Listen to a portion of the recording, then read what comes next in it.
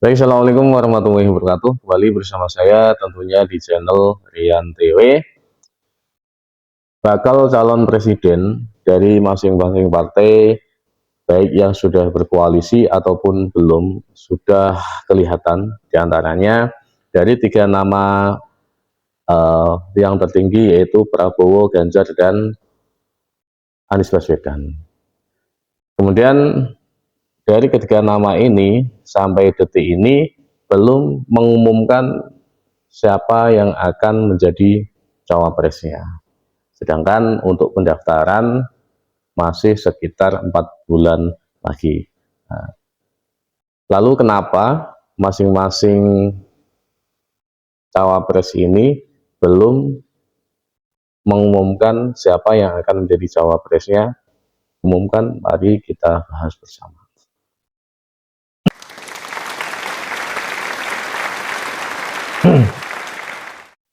Sepertinya untuk masalah koalisi di masing-masing partai yang ada sekarang ini itu masih cair sekali. Katakanlah untuk posisi PDIP yang sudah mengusung Ganjar Pranowo untuk menjadi capresnya, sampai sekarang pun belum menentukan siapa yang akan menjadi cawapresnya. Begitu juga Prabowo melalui koalisinya, yaitu Koalisi Indonesia Raya, juga sampai detik ini belum mengungkapkan atau mendeklarasikan siapa cawapresnya. Apalagi di koalisi perubahan yang beritanya sampai sekarang itu juga memang belum ada ataupun belum mengumumkan siapa cawapresnya ke depan. Pengumuman cawapres itu kemungkinan akan bisa menambah daya atau menambah kekuatan sebuah koalisi, karena ketika diumumkan maka saya pikir koalisi yang ada ini itu bisa semakin kuat. Satu, bisa juga akan renggang, karena ketika orang berada dalam koalisi tersebut pasti ada sesuatu hal yang diinginkan atau ingin menjadi tujuan kenapa dia berada di koalisi tersebut. Katakanlah kita akan membahas koalisi yang baru-baru ini saling sindir menyindir malahan, ataupun satunya ingin cepat, satunya ingin hati-hati dalam langkah seperti itu.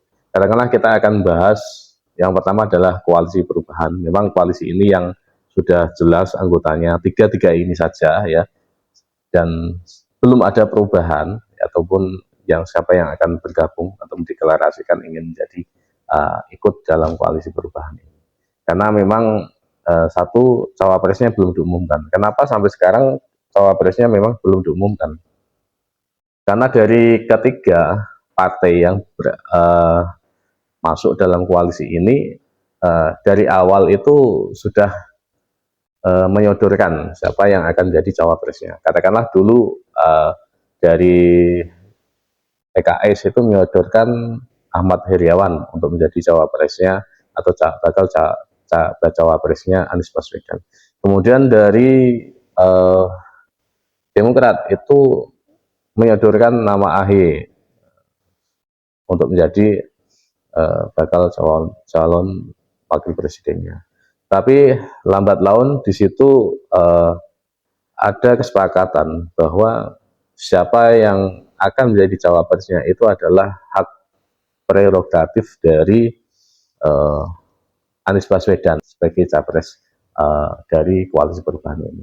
Cuman dari sini koalisi ini sepertinya memang masih ingin memastikan, katakanlah Demokrat kemarin melalui cuitan Andi Arief ya di Twitter itu menyatakan bahwa kenapa Anies Baswedan ya elektabilitasnya sampai sekarang itu bukannya semakin naik. Jadi ketika Anies Baswedan diumumkan sekitar 5 bulan yang lalu, itu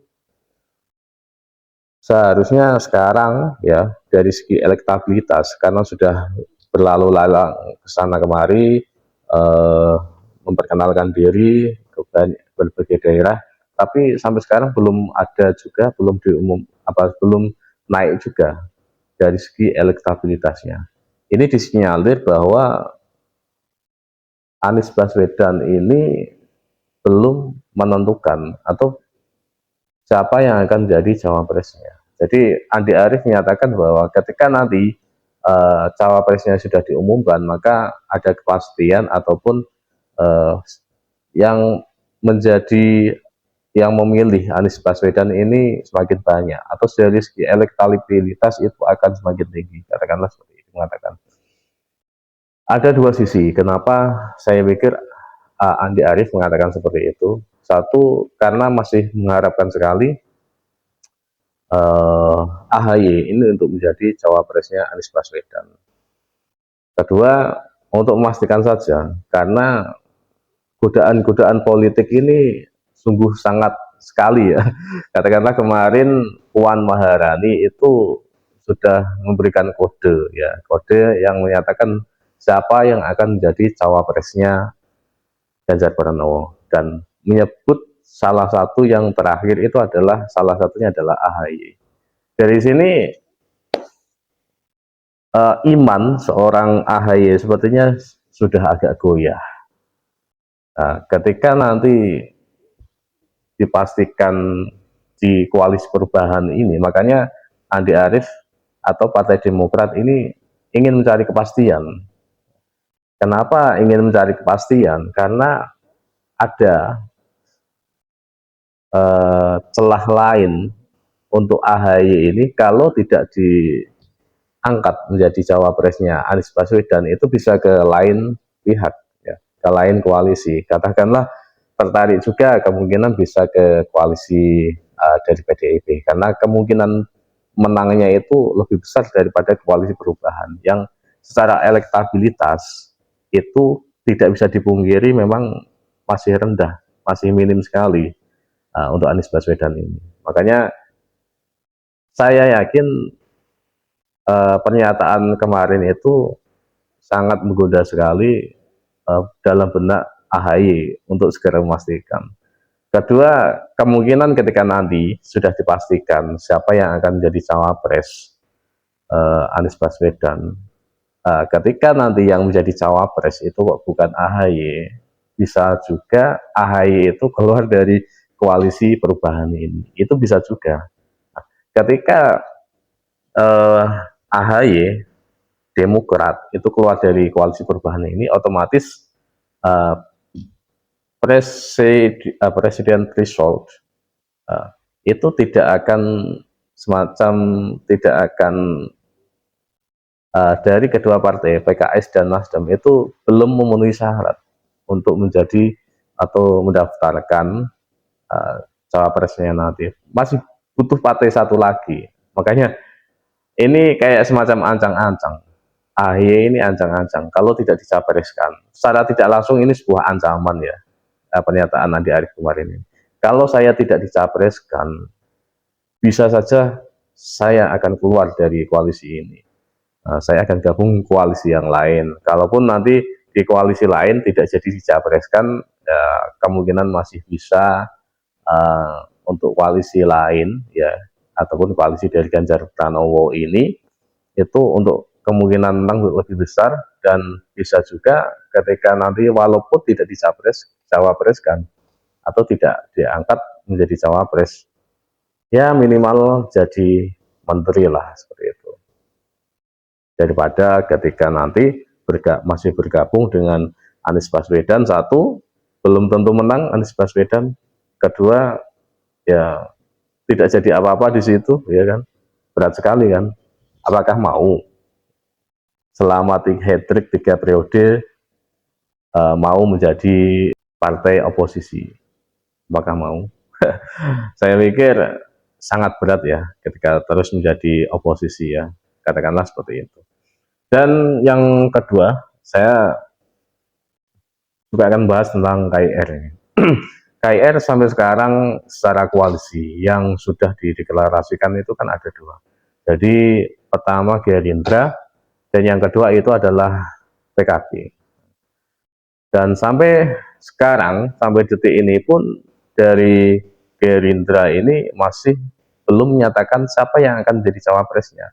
Padahal di satu sisi Cak Imin dan sekarang inginnya dipanggil Gus Imin ini menyatakan ingin ya menjadi cawapresnya Prabowo, dan Cak Imin ini sepertinya ambisinya sangat tinggi sekali untuk menjadi cawapresnya Prabowo, dan Prabowo juga harus hitung-hitungan nih mana mau ya. Ini Cak Imin secara elektabilitas kok kecil sekali kalau saya jadikan cawapres.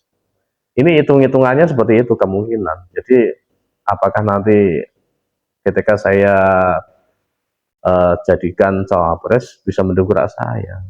Dari segi keuangan juga nggak terlalu. Dari segi popularitas Caimin masih rendah. Kalau lagi seperti itu. Dan ketika nanti dalam waktu dekat kalau cawapresnya sudah diumumkan dari KIR, kok PKB ya itu tidak jadi bergabung dengan KIR, itu ya coto lagi ya. Yang paling aman itu sebenarnya paling slow karena bisa mencalonkan sendiri. Presidential threshold sudah terpenuhi, tidak harus bergabung dengan partai lain. Ini tinggal kipas-kipas ini aja. Walaupun saya sebenarnya nggak terlalu mendukung sih ya. Tapi memang kenyataannya seperti itu. PDIP ya, PDIP dengan Ganjar Pranowo-nya. Tapi di sini kemarin ya itu Puan Maharani mengumumkan semacam ya kayak menyindir, bukan nyindir ya, mengumumkan secara belum ya belum apa ya, belum resmi lah, tapi emang ini sudah diumumkan siapa-siapa saja yang akan menjadi bakal capresnya Ganjar Pranowo, dan salah satu yang disebut adalah AHY. Kemudian ada lagi Mahfud MD, Erick Thohir, Sandiaga Uno, ya, seperti itu. Tapi secara psikologi koalisi, bukan koalisi ya, PDW ini santai-santai saja sekarang. Tinggal santai-santai saja, tinggal menunggu koalisi-koalisi lain ini mau melangkahnya seperti apa. Katakanlah kalau koalisi perubahan itu melangkah mencapreskan selain AHY. AHY bisa keluar masuk ke partai lain, nggak jadi, nggak jadi nanti. Akhirnya Anies gagal nyapres seperti itu. Dan akhirnya ketika Anies koalisi perubahan ini ya tidak karena salah satu koalisinya itu keluar, katakanlah AHY, akhirnya bergabung dengan partai lain ataupun menggabungkan diri. Ketika menggabungkan diri, kalau ke Gerindra tidak mungkin ya seorang Prabowo itu menjadi cawapresnya Anies. Yang bisa kalau gabung ke Gerindra itu yang menjadi cawapres ya. Gerindra menjadi capres ya. Kalau dari segi posisi lebih kuat Prabowo lah daripada dari Nasdem itu, karena dari segi presiden result itu KIR koalisi Prabowo ini cuma butuh 2 saja cukup, katakanlah dengan PKB itu sudah cukup untuk maju ya. Tidak butuh 3 orang. Tapi kalau untuk koalisinya perubahan ini butuh 3 partai untuk memenuhi persyaratan presiden seperti itu. Makanya sampai sekarang itu mereka masih bingung ketika mau melangkah. Ini sebuah strategi, saya pikir salah satu strategi PDIP adalah memberikan penawaran secara tersirat kepada AHY, akhirnya goncang ya, goncang imannya AHY. Kalau kita menilik dari perbincangan ya, kemarin tentang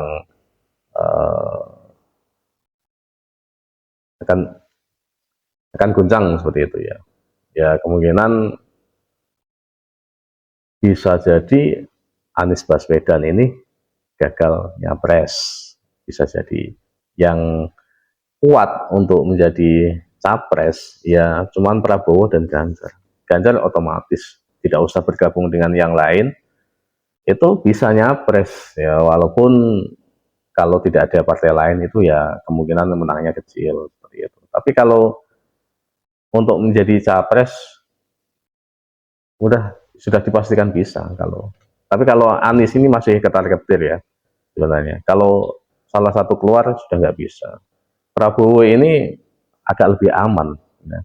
Secara posisi lebih kuat Gerindra daripada Nasdem. PDIP aman, tinggal kipas-kipas saja. Tapi saya harapkan untuk yang menjadi presiden ke depan itu eh, harus yang kuat lah, dari segi apa ya, dari segi finansial ya harus kuat satu, kedua dari segi birokrasi ataupun hubungan luar negeri itu harus kuat dan harus tegas untuk mengarungi tahun-tahun politik atau untuk mengarungi untuk memimpin Indonesia ini ke depannya, karena ini momen Indonesia untuk menjadi negara besar, dan cara satu caranya adalah meneruskan apa yang sudah menjadi legasi sekarang. Karena ketika sudah ada kata-kata perubahan itu akan menyulitkan lagi. Masa mau seperti kita mengisi BBM di POM mulai dari nol lagi, selamanya seperti itu kan susah. Momentum dan bonus demografi yang bisa dimanfaatkan sampai 15 tahun ke depan ini tidak bisa terulang lagi kalau ini sudah terlewati. Oke, seperti itu. Demikian dari saya. Semoga yang menjadi presiden ya lain Anies. Karena Anies mengusung perubahan, saya sudah nggak setuju. Prabowo masih oke, Ganjar ya oke lah. Pokoknya selain Anies Baswedan. Terima kasih dari saya. Assalamualaikum warahmatullahi wabarakatuh.